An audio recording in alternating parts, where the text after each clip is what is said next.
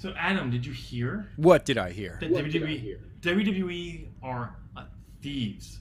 They stole something. Who did they steal from? Waffle House. Wait. What did they steal from Waffle House?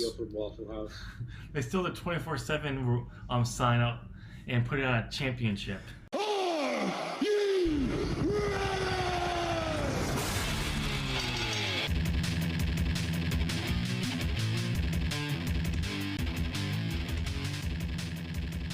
Ladies and gentlemen, welcome to a brand new episode of As the Buckle Turns.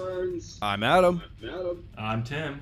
And this week on the show, we have really a lot and predictions. There's a lot to talk about. And, ironically, not much news. It's more just kind of talking about stuff. Yeah. We're going to hold off on the joke we made in the cold opener in a second, just because we want to do a little quick catch-up. Ashley Mazzaro's daughter, after passing last week, I just wanted to highlight some former divas have stepped up and actually started a GoFundMe account to take care of her daughter's education bills. The goal, I guess, was $50,000. When I looked at the number, I think it was around 6,000 or 7,000. Yeah, I saw it. Really, it was very, very early on. Like it was a number like at the time of when the I think Wrestling Inc. posted it. It was like 7,000, which everyone who donated, thank you, because I think that's a great thing for these people, these divas to do, and watch out for one of their own. Yeah, exactly. I know Kelly was one of the people in there, and I think Tori Wilson was one too, but I can't remember. I have no idea. I remember all the names. There were quite a few of them who stepped up. So I think that was a great thing, and just wanted to put that out there. Cool. When you step up and do something like this, I think people need to know about it. Yeah. So, with that being said, let's jump over to the 24/7 rule. Hey, Adam. Yeah. Didn't we predict this on Sunday?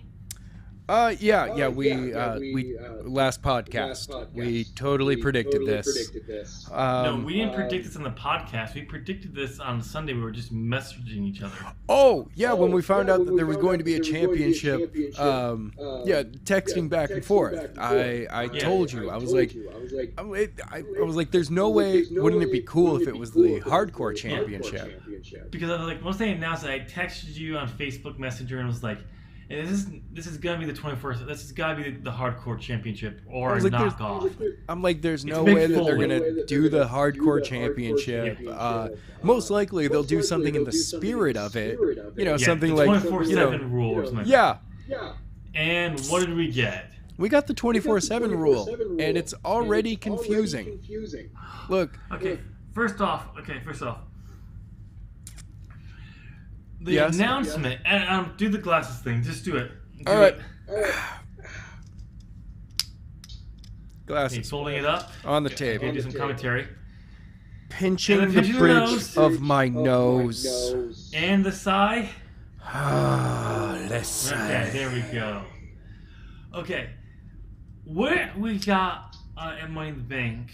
We get this advertisement. Mick Foley is going to come out and debut in the announcement of the brand new title for WWE. Mm-hmm. What are the graphics we get? We get a picture of Mick, a good picture of Mick, and we get this like shadowy looking of one of the WWE Universal or World Championships. The standard WWE cut. Yeah, it looks great. It looks like, this is gonna be a great championship. Okay, this looks interesting. And he pulls out of that fucking bag this ugly, I don't even know what, I don't even know the name of the title. I would call it navy green, skinny strap with literally House of Waffles 24/7 sign on it. Yeah. And by the way, props to Waffle House for that joke that we said, because they did it on Twitter and tagged WWE. For me, I looked at it and I was like, somebody's missing a hubcap. Yeah. And that green is I'm gonna describe it this way. It's dill pickle green. Yes. And it's a gold plate, just straight up circle on the front of it. A while ago, I made fun of the North American Championship with NWA. I made fun of it. Yeah. This belt makes my comment about someone taking 10 minutes in a create your own title. This was somebody actually put thought into this one. Like, I'm sorry, this is the kid that would have created something really fast and cheap, but then he kept coming back to it and making adjustments and changing this. Oh no! See, my interpretation of this is this. It's like, over last weekend Monday before Money in the Bank, Vince is like, we need to do something different in the third hour. We need a new championship. I know, we'll do the 24/7 championship. Call up the guy who does their belts. I need a belt for Monday. Like, I can't get you one. It's like, what can you do with the 24/7? What can you get to us by Monday? Rush order. We'll pay whatever you need to rush this job. It looks like someone did it in 10 minutes. Literally saw a picture from Waffle House and like, yeah, we'll do something like that. And just basically, they didn't acid drip this thing. They just stamped the damn thing. Yeah. And bound it to the ugliest green leather strap that they had. And it's like, I don't care. Vince is like, I don't care what it looks like. Just give me something. It's gold in like the two colors do not mix well. No. Because it makes the gold seem very red. And you want gold to be red. You want the gold to be yellow. It makes it look more of an orange fake. Yeah. And I'm just I was like, is that brass on there? Yeah. Like that. And then was that. I didn't watch the segment, but everyone was saying, when he pulled it out of the bag, it was met with a stone silence from the audience. It really was. Like, the best word I can use for the entirety of the reaction to it was oof. And you can even tell, like, I've seen the photos, you can even tell Foley was like, why did I agree to do this? It's the same look that The Rock had when he raised Roman Reigns' hand at the Royal Rumble. It's the look of, well, that's not what I was expecting. Oh, no, not even that. He had that look on his face before he even really pulled it out. Because he finally got to look at it. Yeah, because he clearly didn't get a look at it beforehand, because if he did, he'd be like, yeah, I'm not going out there. I'm not doing this. He looked at it, he was just like, oh. Yeah. I'm going to hold this up in the air. And people are going to look at it. This is going to be a thing. This is a thing. Now, okay. I will give I'm going to give WWE some credit here, because it was not only the 24/7 thing that they fully announced. He also announced there will be some changes to the third hour. Okay. As he says, it's going to get a little bit dirty, darker. And one of the things that they did do, apparently, is for the third hour, is they turned the house lights down on the audience, so it got a little bit darker. Oh. They turned the lights off on the LEDs on the ring poles. So you're paying attention to the action more. So I'm like, okay, I like this. I mean, I haven't really seen it, so I don't know exactly how it came. But at least they're trying something. Yeah. Given that. They could have just done that and not the 24/7 title. Ooh. Now, after this, I'm going to say this. I was a little felt bad to myself of how stupid I am, because for a moment there on Monday I was thinking there's a small chance this is not like a hardcore ripoff championship. This was actually might do because of the nice graphic, Yeah. and all that. This may be a debuting of a You have the Universal Championship on Raw. You have the WWE. You have the World Championship on SmackDown. But you have the WWE Championship that's on both. Oh. And they can put that on Brock. They will put that on Brock Lesnar, and no one will give a fuck. Put it on him. He just disappears for 6 months. Okay, we don't care. I really like the idea of dimming the lights on the crowd. I would like to see it more during matches. That way, during opening promos, you want the house lights to be up so you can see the crowd, all their reaction, all that for the promo. But during the match, dim it down, and do that through, we'll say, the tricky lighting of during someone's entrance. You're already bringing down the house lights, so leave them down. Yep. So I'll give them this. They're trying something for that third hour. Yeah. And it's official. Apparently, it's official. The 24/7 championship will be defended in that third hour every Monday. I'd like it for it to be an actual match, like in-ring match. That's what we're hoping for, but knowing that Vince, it's not. No, they'll just highlight it more during the third hour. We booked the 24/7 before we started recording this. Yeah, I know. So some of the things that we came up with this 24/7 championship was because it's a thing. Let's try to do something unique with it. Yeah. So you said the first thing you said, because we're gonna have it highlighted in the third hour. Let's make it. You gotta make it to the third hour. I like that. Yeah. So you come into, we'll say, because the Raw is going to have the third hour. There's going to be a 24/7 championship match in the third hour. In the ring. In the ring, two men. You name who the opponent is at the beginning of the show. Yeah. Now the champion has to make it through the show, through 2.5 hours to get to their match. They're a target. So through your TV storytelling, you can show off this person making their way through the show. Maybe the title changes before it gets there. But not even that, you can say, okay, how can the champion who hasn't shown up, how is he going to get into the arena? Exactly. Because you have people waiting where you're going to come in the back. How are they going to get there? Maybe you don't show up until the match, and their entrance hits, and they're coming through the crowd, so you get to the ring. Yeah. They've been sitting in the front row with a hoodie on this entire time. Yeah. They have a lucha mask on, covering up their face, and then they pull it off and jump into the ring. They have the ring gear on, and they're just like there, and they run out.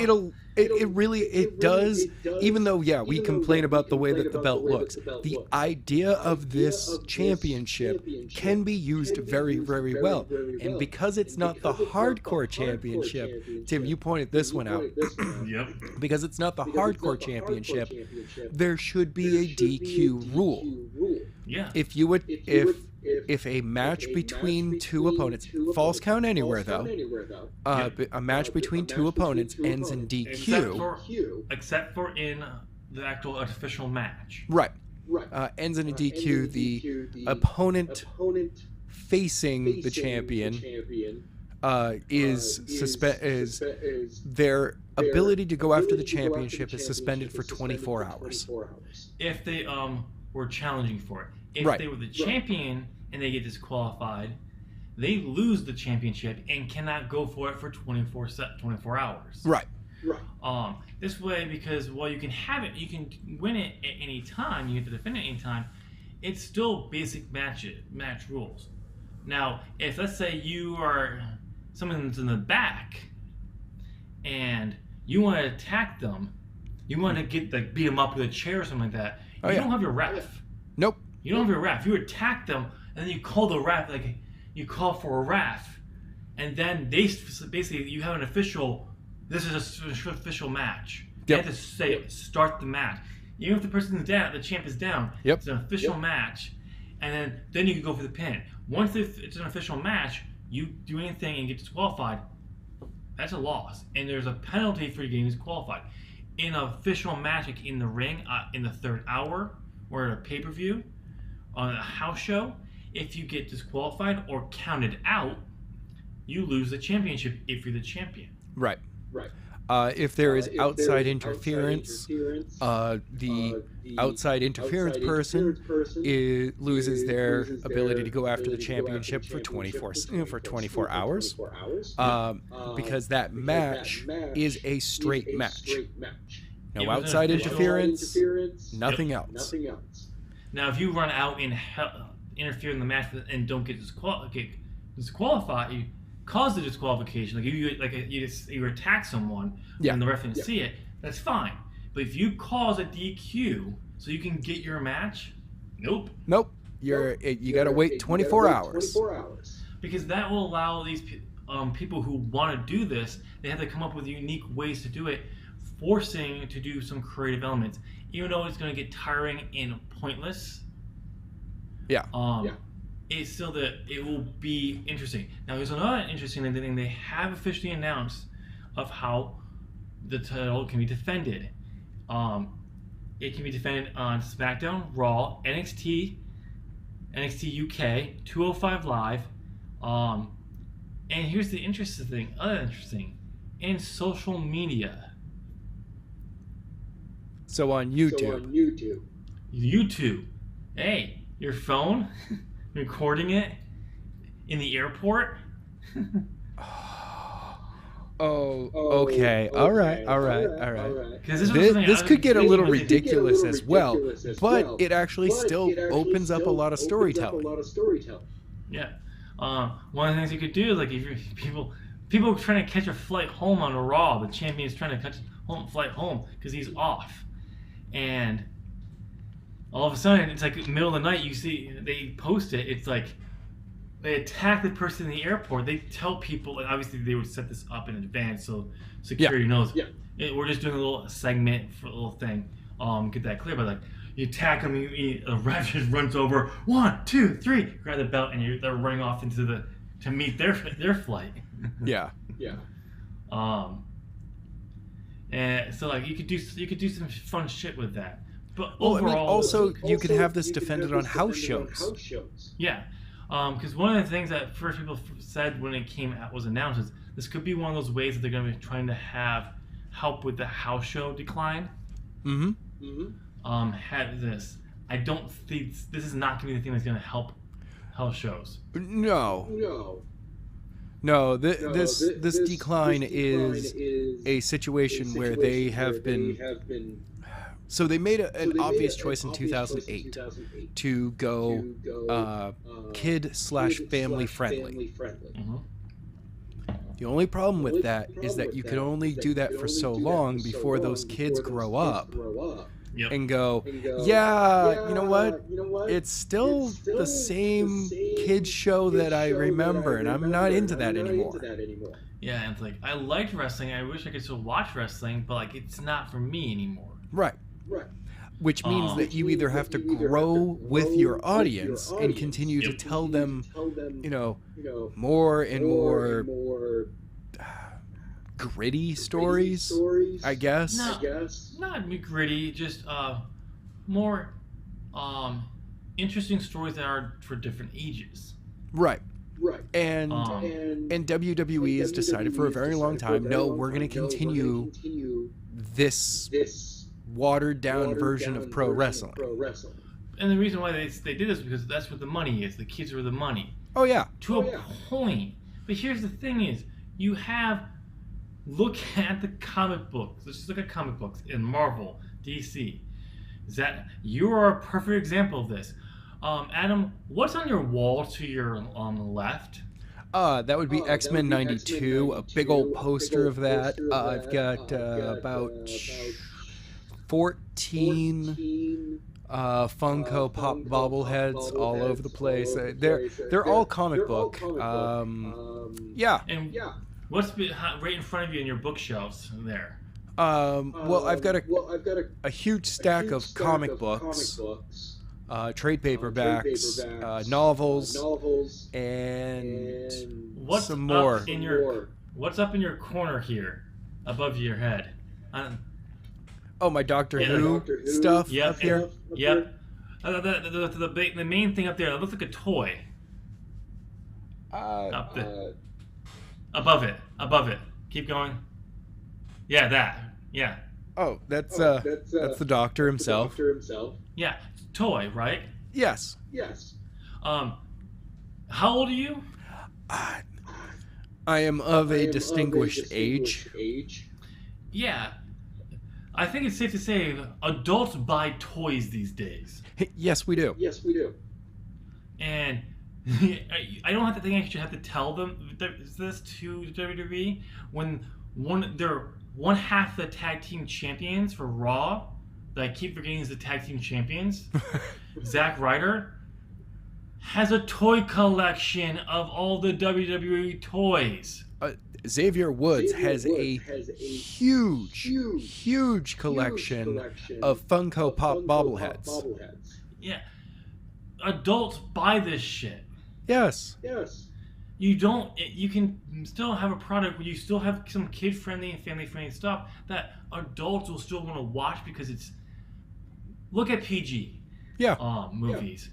There's a lot of adult stuff in those movies that just goes right over the kids' heads.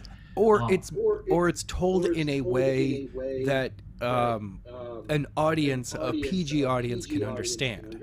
Yeah, I mean, there's so many times you hear parents who are saying like their kids just look at them when they're laughing at something in a Pixar movie, and like that's not funny, and you just want to be like, watch this again when you're 20, when you're 20. Yeah, when you reach your adult ages, you'll just watch this, and you're 20, and you'll find this hilarious.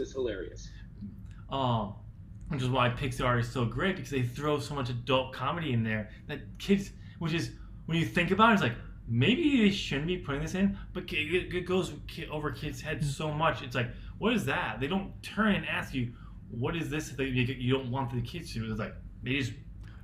It's part of a joke that they don't fully understand, but they know it's a joke. Or they just don't see it as a joke, but the adults do, and it's fine. Yeah. Oh yeah, because you get the snicker from the adult going. Yep. It's like I got that one. You can do stuff like this and look at what PG-13 has become. Some of half the stuff you do in PG-13 now, back in the late 80s, early 90s, would have been R-rated. Well, yeah, that's true. So kids go to see these PG-13 movies, and it's fine. You can do some more of these things, but WWE's just been like, nope, we're sticking with kids, and that's why you're there, and you just keep doing stupid shit that we've already talked about. And this 24/7 rule, great, it was a nice little thing. I'll be surprised that if in 3 weeks it shows up on Raw. I'm looking at it going, this is a great idea. It's going to be, hopefully it will be very cool, and I would love to see it succeed. I want to see it succeed, but I'm giving it 3 months before it's forgotten completely. Oh, I don't want to see it succeed. The grittier stuff on the end, the elements of the third hour, I do. Oh, redesign a belt, yeah. No, I don't want to redesign a belt. I want the belt to fail. Oh. And here's the reason why. We just got new championships in February for the women. What is that? What are they doing with that? The Iconics haven't really even defended those belts. I know. And now we have another championship. Oh, look, it's the men's. Oh, it's getting a huge push. Really? Yeah, that's why I say 3 months, because it took about the same amount of time for the women's tag team championships to practically disappear. Oh no, it was after a month. That whole tag team division, just like the main event for WrestleMania for women, was a PR stunt to get oh, look how progressive WWE is. And then the people behind it are like, oh, we got that news piece, okay, we don't give a shit anymore. Maybe. And I'm sorry. I'm just like, no. I mean, I love the 24/7 rule for the hardcore title, and I think that's a nice little stipulation if done right, and we gave some ideas how to do it. But I'm sorry, you just introduced new titles for the women, and you're not really pushing those. No. And there's a rumor going around that they may be introducing another championship, at name redacted, between Goldberg and Undertaker. That's like, I don't know, 14 or 15 championships for a company. 24/7 role was the 11th championship. This would be on the main roster. Yeah. Oh no, yeah, just for the main roster, it's 11. With that, yeah, it's when we're making number 12. You add all the NXT championships and the NXT. You're at 15. Those you add the UK 16, and you have 17, 5 Live. You have 18. Which is fine because most of those are just brand related. They're not going to show up in the main roster. Yeah. But you're 11 championships, and you're going to be possibly adding a 12th one, which could be a one-off just for the Saudi show. But rumor is that no, Vince maybe decided to do the Legends Championship for those part-timers who come back, so they can be going for a championship. Like, stay away from the main championships that will piss off fans. But then, now, don't get me wrong. Don't get me wrong. If they do decide to pull the trigger on that, I'm fine with that. Just because, yes, it gives the Legends to do something, and it keeps them away part-timers from winning a major championship. True. But at the same time, you're not pushing any of your championships, and you're just going to be pushing these main event ones. Which, by the way, the Legends Championship should absolutely be the one that disappears for 6 months and then pops back up. Well, yeah. But no. Stop using championships as a way to appease people to want to stay. I know. And that's the other problem with the 24/7 Championship. It's all your low mid-card champions. Well, yeah. I mean, that's... when the hardcore title was the same, it was the same way. It was mid low card guys. But at the time, it worked. True. Because give it time, man. The product was on fire at the time. The Monday Night Wars were going wild. It fit the era. This 24/7 role championship doesn't. I'm sorry. I feel it has potential, and I feel that if done right, it could be very, very awesome. So, well, speaking of this, let's just keep moving on to Money in the Bank. We're not going to go right over the whole. What? All right, let's go. Let's get the Money in the Bank because we're talking about what happened. Yeah, we're not going to go over each match. We're just going to go over what happened because this show was, ironically, like the 24/7 Championship, a clusterfuck. I thought it was a mixed bag. That's what I mean. It's a mixed bag. It was just a clusterfuck is way worse than that. A clusterfuck is when you realize, oh my god, I don't understand what's happening at all, and all of it is disappointing me. That's what my coming out of Money in the Bank was for me. Oh no, Money in the Bank for me was quite often me going, hey, okay, that's cool, all right, yeah, I don't mind that. Let me rephrase this. This was a WWE clusterfuck. Okay, all right, I'll let you have that one. Because WWE has to rebrand everything, so we'll do it for them. So yeah, kick right off. Bayley won Money in the Bank. So we got Bayley in the bank. Thank you. That was awesome. One thing, Adam. One thing. What? The champ is here. Yeah. You got the championship, and the tiebreaker, oddly enough, was Bayley. You chose her as your main winner. She was my secondary, and that's why you won. And then, if you want, just so the fans know, if Adam wanted to fight me on this, I would have won just by the questions alone. Well, we added to this. Those were just extra. They were extra, but they would have put me over because it would have been a tie show. Right. But we were agreed because we did extra picks for this. Second and third Yeah. Hail to a primary. So, but yeah, that put me over. So I'm the champ again, which I could then lose tomorrow, depending on predictions for Double or Nothing. Which Exactly. We'll be doing later in the show. But yes, this was a great show. And oh, by the way, what? can I just say this? Bailey,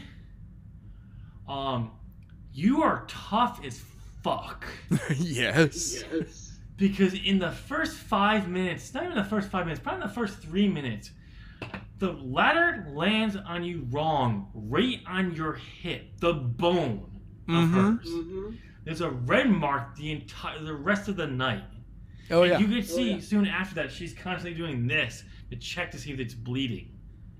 Like, that's probably how much it hurt. Oh yeah, and she's like, and she's limping. But immediately after that, you can tell she's like, she's trying to keep a straight face. Oh yeah. It was a botch ladder mat spot, but from Dana Brooke. But it's not. I want to be clear. This Dana Brooke, thumbs up. She was looking good in this matchup. Good. And I've been hearing some other things. People talking about how much Dana Brooke shows up the shows early, helps put the ring together because she wants to get in the ring to work. Oh, cool. And how she goes to the performance center on her time off, her days off, to work. So like, and there were some botches. She did some botches, but I haven't seen her look so good. It was a timing issue. That's all it really was. No, it wasn't necessarily a timing issue. It was a ladder. Ladders don't fall the way you think they're going to fall. They never fall the way that you want them to. And this landed in the wrong way that you don't ever really see in a ladder match. Luckily, when they fall, they just fall. You're hoping to fall this way, and it just go this way, and you're falling like, oh, I'm not ready to fall that way. Yeah. Not how it's going to land on you. Usually, they're almost always good on how they land on the stars. They land well. Yeah. Maybe not the best spot, but not where you have a fucking gash on that you can see for the rest of the show. And she took hard spots throughout this match. Yeah. And it was a great call. Though I wouldn't have been fine if Nikki Cross pulled it down. I was hoping Ember Moon. That's not going to happen. We just know. Oh, I know, but I was hoping. So, but it was a great call. It was actually I thought it was a decent. There was botches in it, but it was a strong ladder match. All right. Good. The other bit. Well, okay. So there were two other actual botches that were from the refs. Okay. Oh, wait. One more thing. I want to call something out on this. Oh, what? Who are you calling out? Okay. So there's a spot in there. There's an injury angle in there with Carmella. She landed wrong on her knee. Okay. Now people are saying this was an injury angle. I don't think it was. Oh. Because when you watch Carmella, Mandy goes for her immediately after it, and Carmella pushes her away, and she goes for it again, and you hear Carmella say, "Back off!" She immediately rolls out and gets checked on. I really think she tweaked her knee, and at that moment, she thought it was injured. And then they could have had this, like this whole thing, like her maybe getting out of the ring or something like that, was a part of it to like she'll come back down, something like that. But no, when you do a fake injury, like you do they have a normal way of how they do this. Well, the ref immediately comes over. Yeah, they make a big spectacle about it. Yeah. No. Yeah. Mandy's trying to do her spot with Carmella at that time. You can tell she doesn't know what to do, and she's trying to do it. And Carmella says, "Back off." So Mandy kind of backs off and tries to figure out as she rolls out. And you notice they never once cut to Carmella. If it was an actual angle, they would have been constantly going back to her, like sitting on the ring apron when she's walking back. I think when they got to the back, they realized how it wasn't as big as people Carmella thought it might be. So she was able to come back out. I don't know. Maybe it was an angle. If they did, I loved how they did it because they had me believing it could have been a real thing. Oh. Well, okay. And this led to Carmella calling Mandy Rose out on being an unsafe worker on Twitter, which he then deleted. Yes. So, but I don't. If I remember correctly, it wasn't her.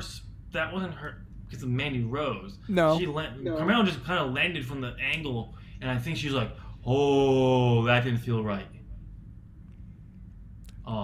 I don't know, but I just want to say that out, and I'm like, people keep calling it a story angle because she came back out. No, she could have gone to the back and said, "Okay, you need to keep an eye on this for the next few days. We're going to keep you, all that, a day off. Like you need it for a day, keep it off. We can have you go out and do a spot. We're not going to do anything really big, but you can have a spot." Or it just felt like it was a tweak, and it hurt a lot, so she had to go back. Who knows? But yeah, she got back there. They immediately looked at it and went, "Yeah, no, honey, you're okay. Get back out there." It probably you landed on it. The shock just probably it felt bad. We're gonna wrap it up. We'll make it look like an injury angle, and if it still hurts, you feel like it feels wrong, we'll ice it afterwards and all that. Right. Who knows? But yes, your botch is by the refs. Okay.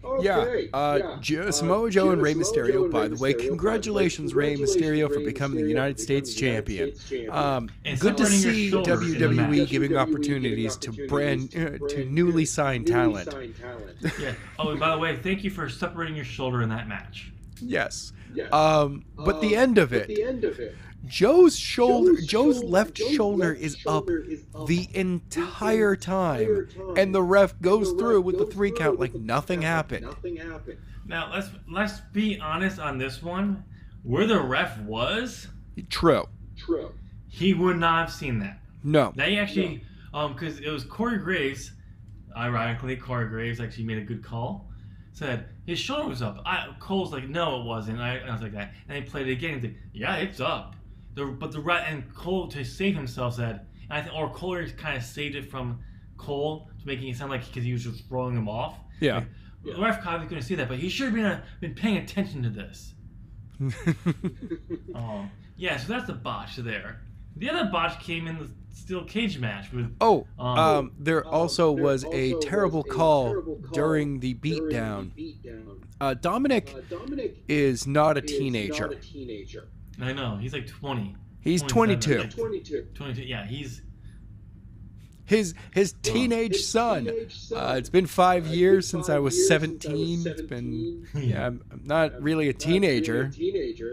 It's been 8 years. No, 9 years. Oh, so it's this... Yeah, that was a bad one. But the other botch from the ref was in the steel cage match. Okay. A steel cage match is a no disqualification match. Exactly. So when the Miz puts Shane in the figure 4 and Shane grabs the ropes, the ref is not telling us to break the hold. That's the right move. But when Shane is being pinned because he took a huge bump and he puts his foot on the rope, same thing happens. You don't stop counting. No, you have to kick out or escape. Yes, because it's a no DQ. The ropes don't do anything. Oh my! I will say this: at least the commentary acknowledged this. Yeah. It took them a little while to acknowledge it. I'm just like, they aren't going to. They're gonna. So I honestly think there's an actual ref mistake. And congratulations, Shane McMahon, for being such a sweaty person that you were able to just slide out of your shirt. I called it. I said that Shane would win because he would just accidentally win. He didn't accidentally win that though. Yeah, he slid out of his shirt. He slid out of his shirt because how Miz was holding it. Because he's so sweaty. He was completely on the other side of the cage. It was purely because of how sweaty he was. Miz was not able to get a good hold onto him because once oil mixes with sweat, it gets even worse. It just spreads out. I'd give you credit for calling it if he was halfway over, Yep. like he was on the top part, like hanging over there, and Shane was trying to, Miz was trying to do it like pull from the top, and he pulled out and he dropped. That would be fine. Nope. But he was already halfway over the cage. He was on the other side, completely on the other side of the cage. You don't get credit for that one, dude. Yep. This is not like Strowman throwing Owens off the cage. No, you don't get the credit for it. I'm sorry. Yep, I get credit for the call. All right. No, you don't. Oh, and the other botch by the ref. Yes, this one. Becky's shoulders were down for pretty much 4 seconds. The ref never counted a single. Just there wasn't a one. His hand did not hit, and then she rolled through finally, and gets her win. Because he had to get into position, and he wanted to go over there. So it was fine. It's not a bad call. It was Becky Lynch. I don't care. This was not a botch. That's honestly though, out of that match, that's the only thing that I had an issue with. And then Becky, 2 belts, had to defend her SmackDown title immediately after. Okay, we've seen wrestlers have to wrestle more than once in a single night. Usually you space out the 2 matches. That way they can get a moment to rest, get themselves centered, if you will, and then into the next match. Becky did not get to do that at all. Okay, this was clearly done for 2 reasons. One, to get heat on Charlotte. Good move. So yeah, great call. This is a smart move for that. Also because, it would have worked better if my original plan that I pitched last week on our predictions came true. It would have worked better if then Charlotte lost. Yeah. I actually did not. I didn't terribly mind Charlotte winning, partly because of the amazingness that happened right after that with Bayley cashing in. Thank you, Bayley. Bayley, I'm okay with Bayley cashing in, but it should have been on Becky turning heel. Yeah. You know what? Actually, what it should have been? It should have been a rehash of the CM Punk heel turn on Jeff Hardy. Look, man, are you going to just accept that Bayley cashed in and is now SmackDown Women's Champion? Oh, no, I accepted that. No, okay. I'm saying, what they would have worked better was, can you stop beeping on the hour? In a perfect world, Bayley would have turned heel there on Becky. No, she doesn't turn heel on that one there. Okay, Becky retains over Charlotte. They still do the whole beatdown thing. Bayley comes out to help out, helps clear the ring. But right before she's being down, working on over Lacey Evans. Charlotte gets a big boot or something big on Becky. Okay. And then Bayley turns and clears Charlotte from the ring. Then she's looking and she sees Bayley down. And she's looking at her briefcase, and she grabs it, cashes in, pins Becky, and then she wins. You'll get some cheers because Bayley's cashed in. You're gonna get some boos because she cashed in on Becky, and you play the whole angle as like CM Punk did when he did it on Jeff Hardy. It's just like, I had an opportunity. Tell me, the man, you wouldn't have done the same thing.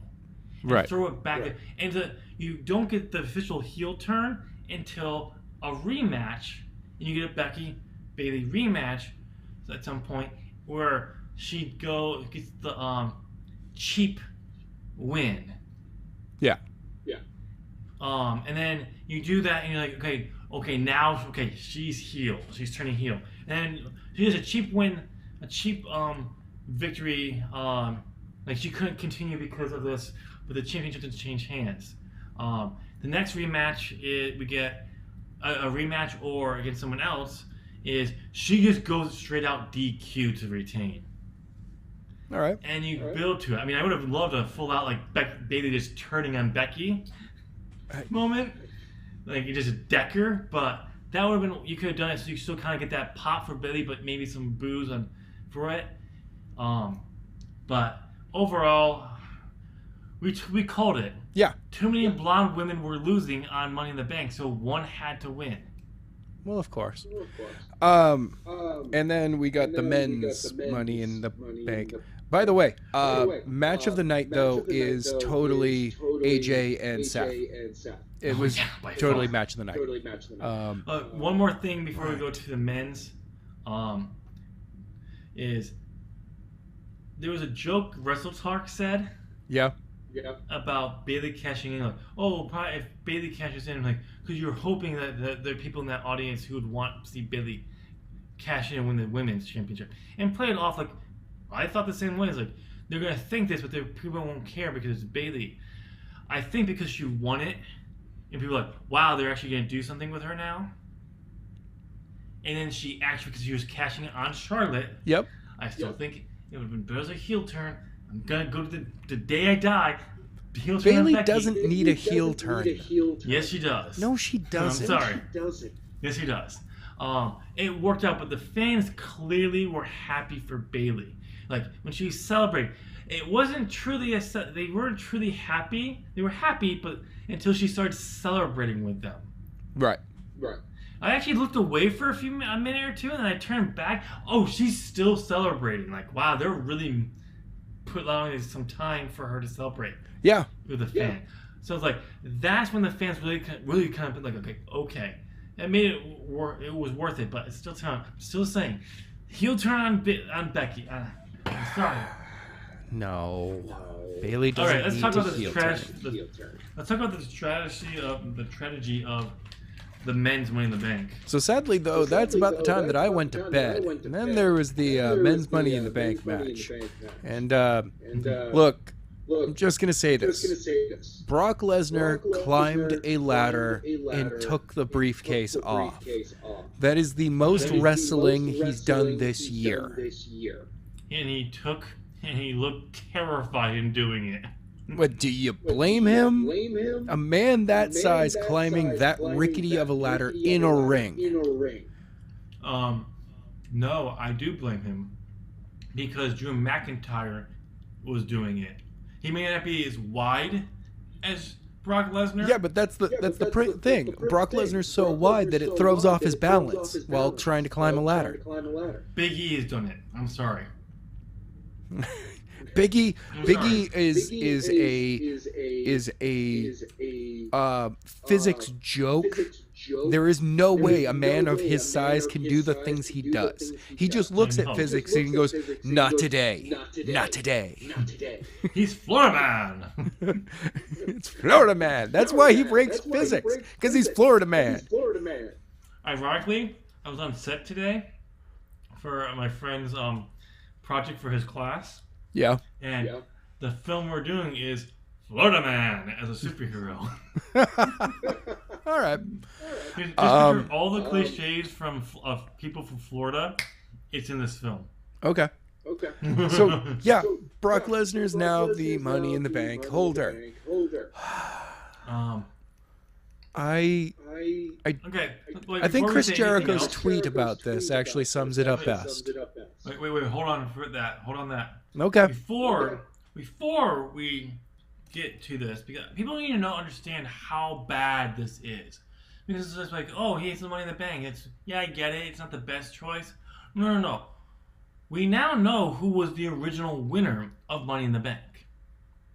Yeah. It was the man Brock pushed off the top of the ladder, Ali, to do it. So now you can read Jericho's tweet. They need that set up. Oh, I'm still trying to find it right now. I apologize. Come on. Phone. My phone is really slow sometimes. Chris Jericho. Oh. What? Okay.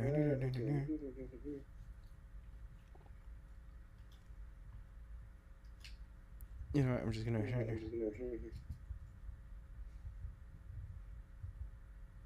Oh, for crying out loud.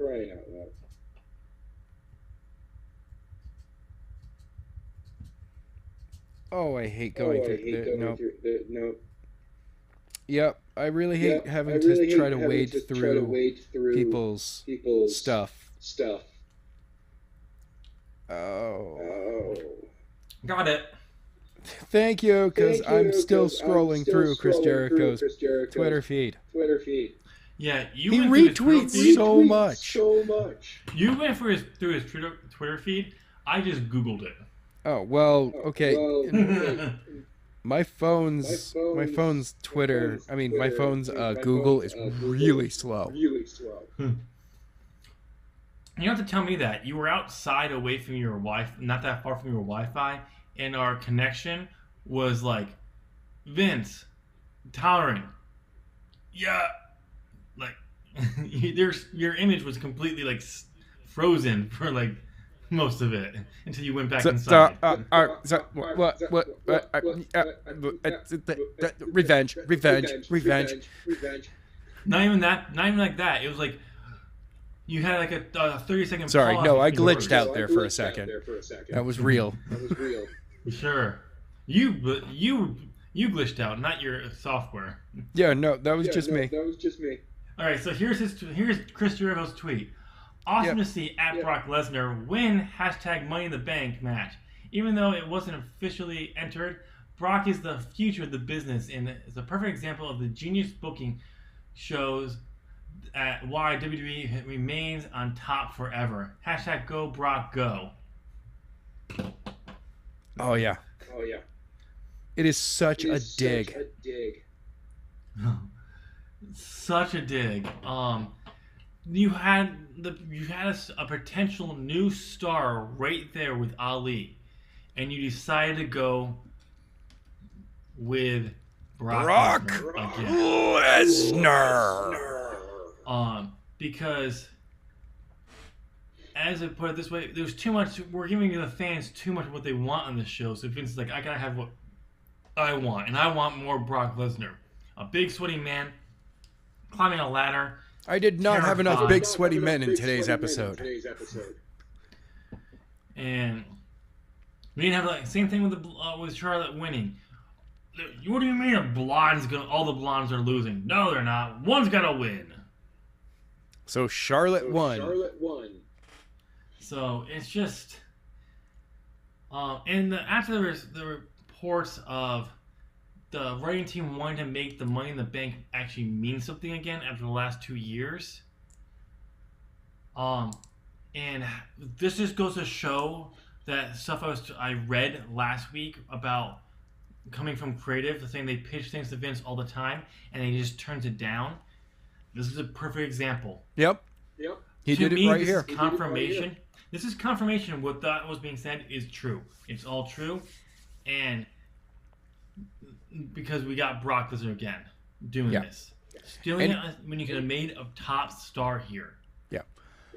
Anyway, time for us to get on to good stuff and then predictions. Because so we have an announcement for a new AEW star who signed with the company. Wait, who? Sorry. I mean, I'm looking at one that was tweeted out at 1 o'clock this afternoon. 1 o'clock a while ago. What's that? Dean Malenko has signed with AEW. Not surprised. But not him. I'm talking about a real wrestler. He's going to be behind the scenes. And?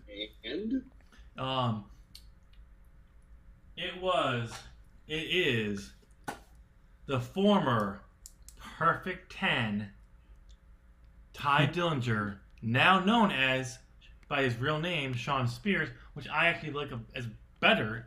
It rolls better than Ty Dillinger ever did. Yeah, it does. He will be in the Casino Battle Royale, where the winner will be one of two people fighting for the AEW World Championship at a future date. I like the fact that they're not calling it the heavyweight championship. It's the world championship. So it's technically, most likely, they're viewing it as an open weight class championship.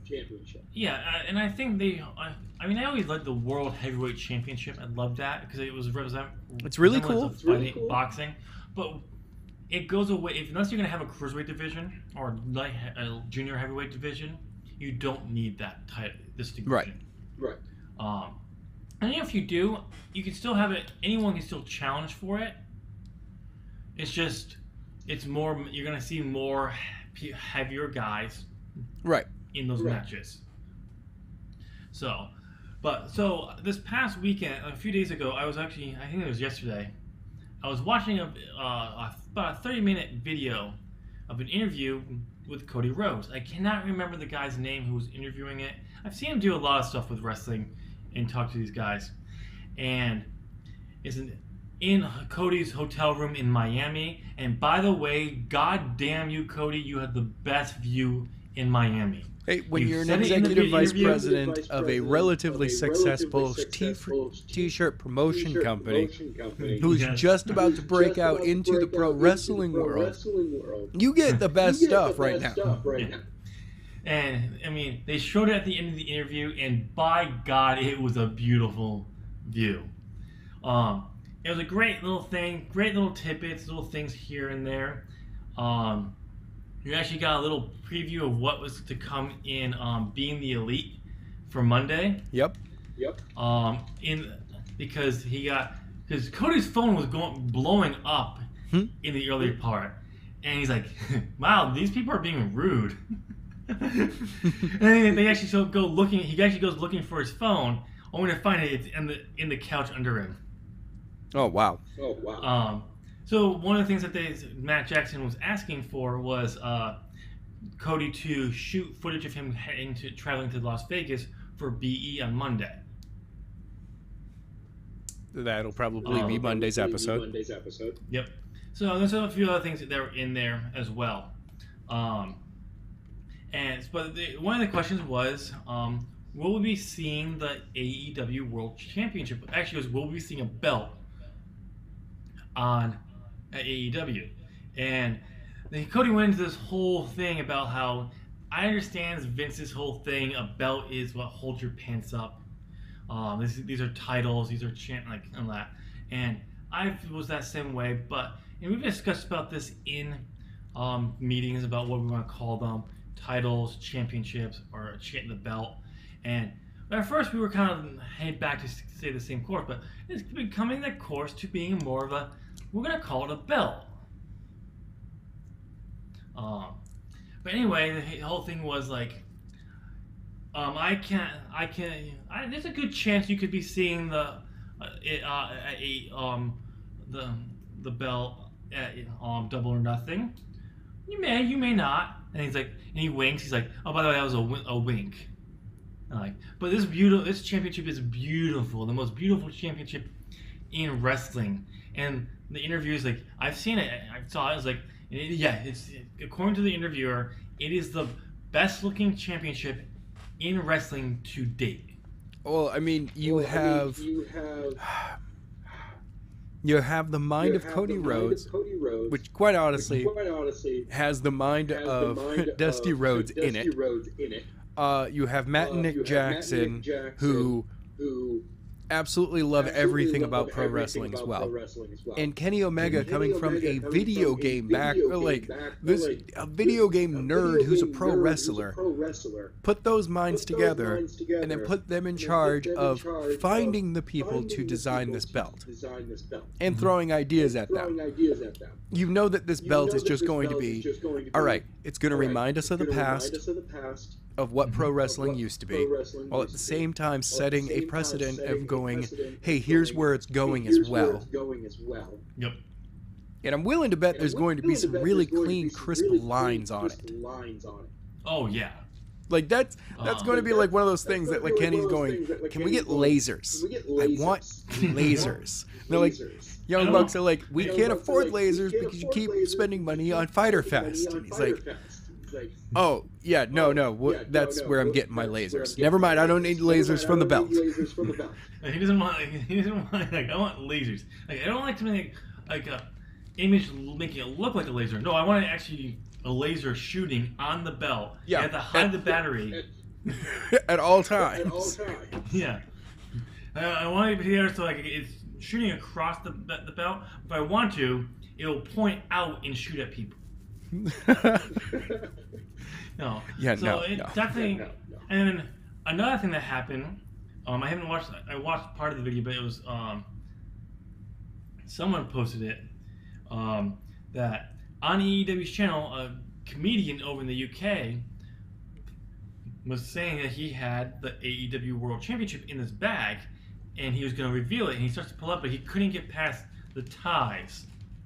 So like, you just gotta trust me. The belt's in there, and it'll be in Vegas. And this was posted to AEW's main YouTube channel. So the chances of us actually finally seeing the AEW World Championship belt revealed at Double or Nothing is big, because as Cody likes to tease in there, he's like, "Oh, you may not," and then wink, like, "Oh, by the way, that was a wink." So by calling out the wink, is it he actually saying, "Oh, he's not"? It's just calling it like, or he really is telling us, but he's trying to make it so like it's not. I love Cody. So we got to get on to Pac for a quick second. The Pac and Hangman Page situation. We don't talk about people who quit the company. That is a work and God. Okay. So it's a work shoot situation. Pac doesn't want has made his feelings been known through Dragon Gate that he doesn't want to lose until after he's lost the Dragon Gate belt. Because of that, though, the plans that AEW had for him have been scrapped. Now, he wasn't supposed to lose to Hangman Page. That's not what it was. The holdup was later on down the road where he was supposed to be losing against another opponent, which this opponent makes sense because it was supposed to be Kenny Omega. Yep. So, okay, that's, whatever. Which leaves the question hanging in the air, is Hangman Page going to get another opponent? Yep. And there have been a lot of people throwing their hats in the ring, and there's some rumors about other people. I have two of the people that threw their hats in the ring. Joey Ryan, which actually wouldn't be that. It would be a surprise. But it would be a familiar surprise. And it would continue their story regarding Hangman Page killing Joey Ryan being resurrected by the penis druids, and then Joey Ryan having this phenomenal moments since almost a year now. He's been riding this wonderful wave. And just good luck, finally got out of the contract with Lucha Underground so he can go off and do other stuff. Great for him. And then, it revealing that Joey's now signed with AEW. That would be really cool. The other one, which would blow my damn mind. Okay, I'm going to get to that one later. I'm going to actually get to that one later. The first one I'm going to get to, though, is Jon Moxley. There is the rumor mill is going crazy right now that Moxley will step in to fill in this hole. That would be crazy. That would be a huge thing. But, Tim, what has Moxley said? According to Dave Meltzer, Moxley will not be debuting in any wrestling company until after filming The Cage Fighter that we talked about last week or 2 weeks, I think it was. I forget when. Yeah, in the last two, it was just announced. And he's shooting it right now. He's shooting. It's not like he's going to go do it. He's shooting it now. Right. And according to Meltzer, he's shooting on Saturday this weekend. But depending on where they're shooting, he could possibly get to the show late and still make it do something if they want to. Yeah. So this could be a big surprise. We don't know, so it's unlikely for that. Now, our other rumored opponent is the rumor that's just been popping up because why not? It's the rumor that will never go away. CM Punk is going to be the mystery opponent. I'm not putting serious money on that one. You're lying. That's not the rumor that it won't go away. The real rumor that won't go away is that it's Okada who is going to fill it and reveal that he is leaving New Japan. He brought the NWA, NWJ, the new whatever it is, the IWGP Heavyweight Championship, and he's going to throw it in the trash. Okay, that one's ridiculous. There is, now I'm going to get on to the one that actually would be crazy, but actually could be possible. There is a New Japan Pro Wrestling / Ring of Honor star that is currently he's at StarCast right now, which is in Vegas, in the MGM Grand, same place that AEW is holding Double or Nothing. It's Tama Tonga. He tweeted out when Hangman Page was said, "I don't have an opponent for Double or Nothing. You know, anybody out there for this?" Joey Ryan was like, "Yeah, hey buddy, I'll help you out." But it was Tama Tonga who literally tweeted out, "I'll be your Huckleberry." And I'm like, if they could work even a one-match contract to get Tama Tonga to do one match with working with New Japan, this is how they actually go, no, we are also working with New Japan, and here's how we're showing it. That would blow my mind. Because it would be Bullet Club, because Tama Tonga still... He and Hangman Page did not always see eye to eye. There was a little bit of blood there. And it'd be a barn burner of a match. Hell yeah! But now here's the question you gotta ask yourself, Adam. Will Hangman Page actually wrestle? Yeah, that's the other thing. On this week's Being the Elite, he had said it could be a work, it could be a shoot, because that show is kind of up in the air as to which one's which sometimes. But he said that he was icing down his knee. He said that he had received an injury during the match, and that he was not medically cleared to compete at Double or Nothing. That could just have been a dig at WWE. I mean, it totally could be. They take so many digs at WWE. Oh, it's great. I can't wait for them to just kind of just do it on the sly, but only through like Being the Elite. Yeah. Just that show, like AEW. When TNT does your weekly program in October. By the way, TNT advertised for Double or Nothing during the NBA playoffs. Just gonna throw that one out there. Hey, NBC maybe advertise Raw now and then. No, I've never seen them advertise ever. Yeah. On their main channels. Unless it's the advertisement of coming up at 8 o'clock Monday Night Raw. NBC. I'm talking about they on their main channels. They never do it. On USA, they do it all the time. Yeah. We're talking about NBC. They don't do it anywhere else. Now, Adam, you heard another advertisement somewhere big too.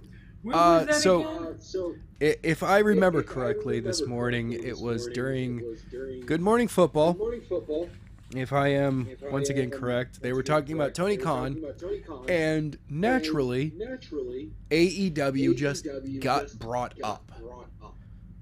Tony Khan, Tony Khan with the Jacksonville Jaguars, they were talking Jaguars, came over to Tony Khan, then they moved on. And then they were just like, yeah, and he's getting into pro wrestling with All Elite Wrestling. That was kind of it, and nobody really, I highly doubt any of those guys would know anything about, actual who's in there right now. Well, yeah, but they mentioned it on the NFL morning show. I know. They do mention a lot. Oddly enough, they also talk a lot about Game of Thrones. Like, a lot. No spoilers. I haven't watched the new season. Like, I feel like I've watched the season just by listening to other people talk about it. Oh, I'm very good at not talking to other people and not going on where it says spoilers. Well, hey, dude, I'm gonna be real honest with you right now. I still haven't seen Avengers Endgame. I'm gonna spoil it to you after the show. No. All right. But we need to get on to our predictions, dude. We're running late on the show. We got about 20 minutes at most. I don't know what you're talking about. We got 4 hours to kill. I do not have that. Okay, ladies and gentlemen, we're gonna go into this. We have a 9-match card right now without Adam Hangman Page having a match. There could be if he does have a match, it'll make it to a total of 10. 2 of these matches are on the pre-show. Okay. So having 8 total if Hangman gets a match. On the main show, actually not a bad match, not a big deal. That's cool. And it's when you're trying to hit 10 matches, 10 or more 13. on the main show, that's a big deal. So we're going to start with the pre-show. Where are we starting off at? We're going to start off with a one-on-one match. Kip Sabian versus Sammy Guevara. I have no clue how to pronounce that. No. I'm gonna be doing this one basically how we had a few of our Ring of Honor predictions. It didn't help me at times, but it has helped me at other times. Kip Sabian doesn't have a link to his name on Wikipedia. Oh, also, just to go back for just 1 second, did you hear that Luke from Wrestle Talk was at the WrestleGate show when Pac and Hangman Page wrestled? Yeah, they interviewed him afterwards.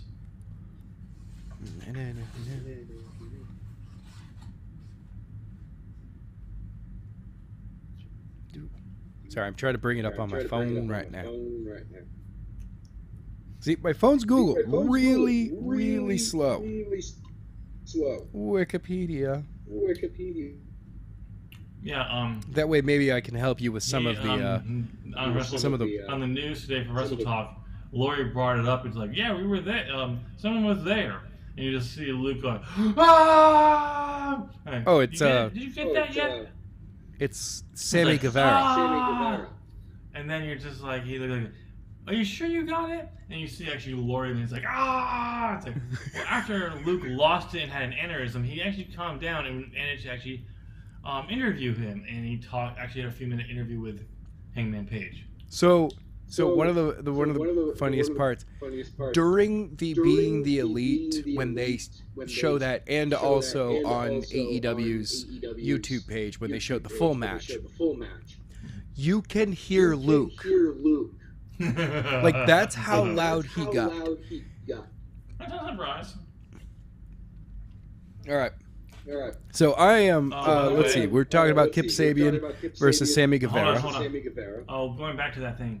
Yeah. You can thank Wrestle Talk for getting Pac on that show, because they actually partnered with WrestleGate to upgrade the camera crew.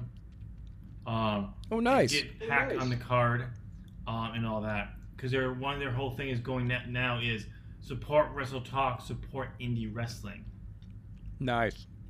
So over the summer they're going to be partnering with different organizations in Britain, and doing this. So that Laurie and Luke have been going to tons of independent shows across Britain for this. Good on them. They get two thumbs up for that. All right. I'm going with Sammy Guevara. I am going to go with Kip Sabian. You're going to KS? Because I feel that Kip Sabian, I don't know his last name, reminds me of Chris Sabian. So, and I liked Chris Sabian. All right. Let's see. Next up, I got it right in front of me, man. Got 21-man battle, casino battle royale. Winner receives a future AEW World Championship match against. This is spoilerish. Against Chris Jericho or Kenny Omega. They just announced it. That is on the Wikipedia page right now. It wasn't there earlier. Because. That's pretty awesome. That has added another stake to the Jericho Kenny Omega match. The Alpha versus the Omega.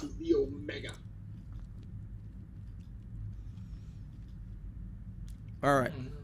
So I'm going to go ahead and start running down from the top of this list all the way down. So we've got, in this 21-man battle, casino battle royale, we've got Sonny Kiss, Brandon Cutler, Ace Romero, Glacier, Brian Pillman Jr., Sunny Days, MJF, Joey Janela, Dustin Thomas, Billy Gunn, Jimmy Havoc, Michael Nakazawa, Jungle Boy. Jungle Boy is the son of, if I remember correctly, Luke Perry. Yep.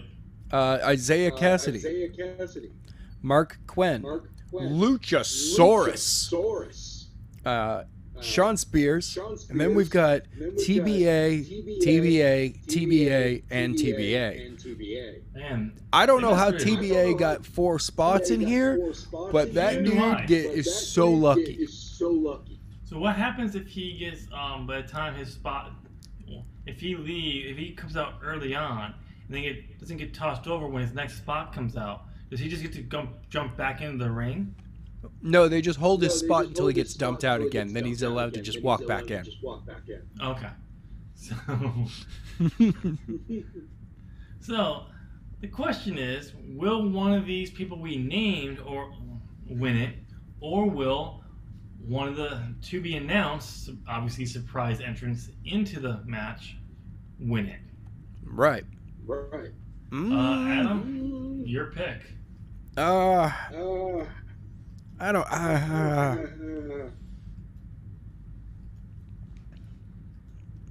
This one. I am split between two people right now for this. I'm split between Jimmy Havoc and Brian Pillman Jr. You get two picks. You know what? I'm gonna go with Jimmy Havoc. Okay. And Brian Pillman Jr. is my backup.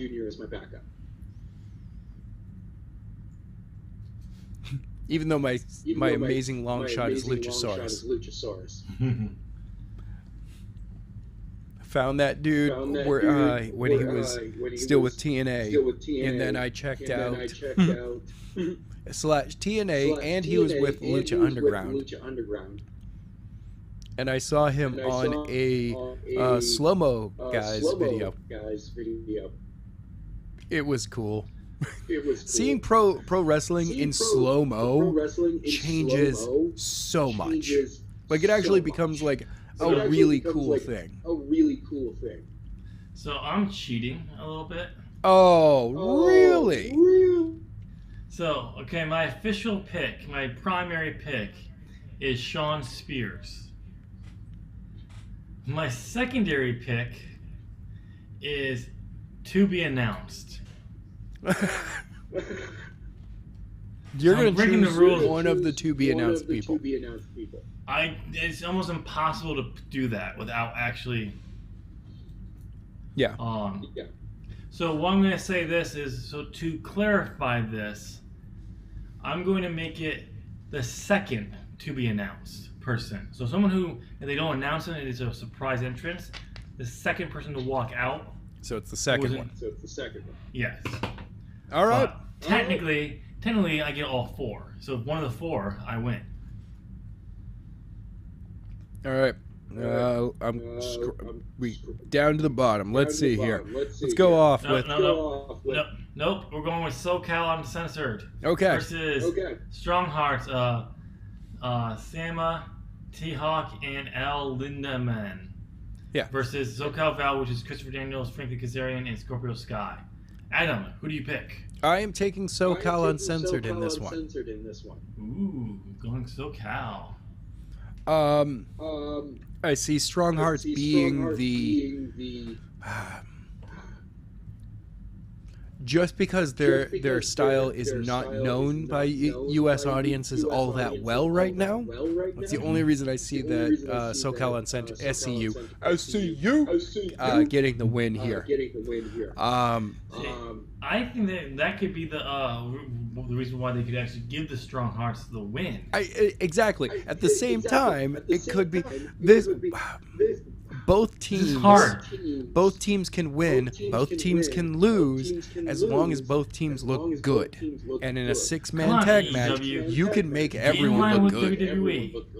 Come on, AEW, get in line with WWE. Make it so it's obviously who's going to win, so it's easier for us to predict these things. I have a championship I got to defend. I want to retain. I'm going with the Strong Hearts. Okay. I think that's gonna. I'm probably gonna regret this, but you know what? I think that's one of those. SoCal Uncensored, they could lose this match, and it's not gonna hurt them in any way, shape, or form. It's gonna only help strengthen the Strong Hearts, and if it's one of their first companies that they got an agreement with, and this would be a great way to put them over. Okay. All right.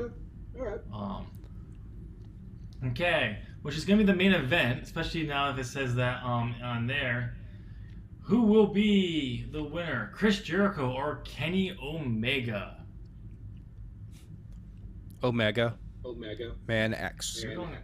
You're going Omega. Yeah. Ooh.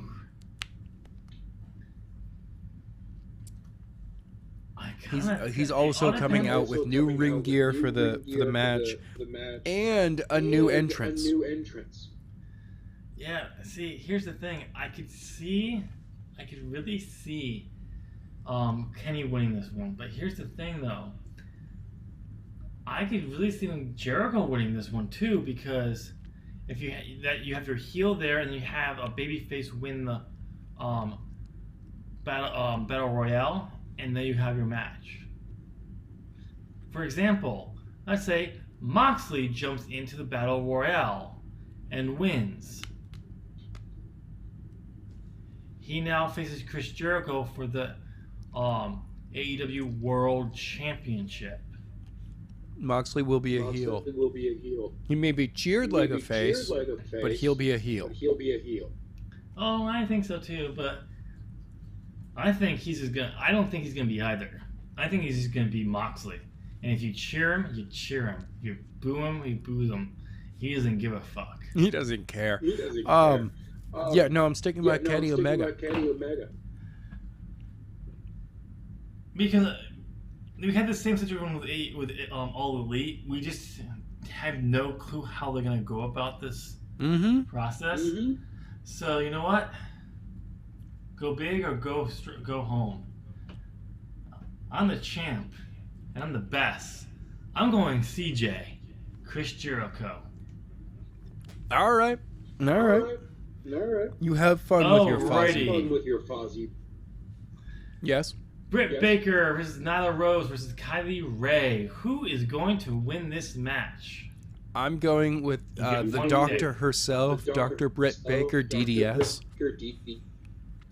You're going with the doctor, BB. Yes. I actually think that's probably going to win it.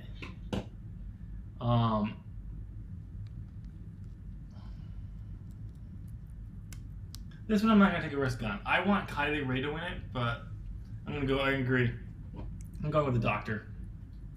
I really want Kylie to win. She comes across as very much a Bayley type character. She is the Bayley type character. She's just so happy to be there, though. And here's the thing: AEW will actually do this character correctly, like Triple H did it correctly in NXT, and she comes to the main roster, and Vince is like, she's not blonde. Yeah. Hey Vince, doesn't matter if she's blonde or not. Have you looked at your daughter? She's not blonde. Yeah. Okay, so the next matchup on the card is Cody versus Dustin Rhodes. Who's gonna win? This one's tough. This one's actually tough. The question was posed in the interview: is this gonna be Dustin's retirement match? Cody's answer was, I think it could be, because I know he does want to wind down. He said this to me, but it's really his decision and what he wants to do. But it could be. So I'm going with Rhodes. But which Rhodes? one? Which one? Cody. Okay. I'm saying that Dustin's not done. He's got one more run in him. I don't know why. I don't think he's going to win this one, though. This is where he wins, though. No. Because here's the thing. I think we'll get a rematch at All In, and that's where he wins. That's where Cody wants his rematch. Dustin wins again at All In, too. Nope. Oh, yeah. Nope. Cody wins now, and Dustin wins at All In and retires. I feel it. Top. Not with a loss, but with a win. Okay, next matchup. So you're going with Dustin? Yeah. Okay, so the next matchup is the Young Bucks, Matt Jett and Nick Jackson versus the Lucha Bros of Penta L0M versus Phoenix. Who is winning the AAA Tag Team Championships? The Lucha Bros. You're going with the Lucha Bros. Yeah, this is where they're going to put it back on them.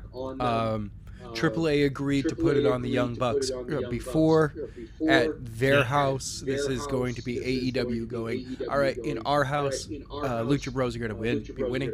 They've also been, the video packages regarding the Young Bucks and the Lucha Bros have been great lately. That's good. Like, they have been building this up as, obviously, the focus is the tag team division. Yep. Or tag team wrestling in general. You're going to see a lot more tag team wrestling out of them, which means that there's going to be more people used on their cards. We have 4 tag team matches. We have a 6-man tag, we have another 6-man tag, and we have 2 tag team matches. Yeah. Normal. I look at this and I see that this is... They saw what worked in Japan regarding the amount of tag team matches. And when that works, you're keeping the stars out there, but you're not forcing them to constantly defend and therefore tarnish the championships. Yes. And they're still getting their workout. Also, they realize people love tag team wrestling. Yeah. So, okay, so we agree on that one. Will we agree on the next one? We have Aja Kong, Yuka Sakaki Zaka. Can you say that one? Sakazaki, and Emi Sakura. Sakura. Wow. I realized after I started reading them, I read them, I'm like, oh, these are Japanese, and I immediately started to read them, and I'm just like, yeah, that should have had Adam do this. You finish it out. All right, I'm going to butcher them. All right. Just do the whole thing. Let me start over for you. Yeah. Okay. From the top. Who will win? Sunny Kiss, Brent. We have a 6-women tag team match here. Yes. Aja Kong, Yuka Sakazaki, and Emi Sakura versus Hikaru Shida, Ryo Abe, and Ryo. I think I screwed that one up. Mizunami. I'm gonna be honest. I don't know anybody involved. Yeah, I'm googling them now. Thank you. I'll be honest. I'm googling them now because I was like, I want to know. Once I realized that they were Japanese and they were women, I'm like, okay, I have an idea of who they are, but I gotta look at. I need pictures. Are they from Stardom? Okay. Yes, they're from Stardom. Aja Khan was one of the first people they announced back in January. Okay. Yuki Sarazaki. I think she's one of the newer announcees. Emmy, I don't know. I don't remember her being announced for this one. I obviously did because she's on the card. I don't remember that. Okay. Okay. And then we have here. Okay, she looks familiar. Come on, you stupid mouse. Now, Mom, I just put fresh batteries and this thing's been crapping out on me. That's why I always go with a corded mouse. No, I think it's an older mouse and it's just kind of at the end of its life. It should last forever for the price you pay for it. Okay, I know. Okay, it looks familiar. All right. They all kind of look, and they're the picture. There's only one that doesn't have a Wikipedia page.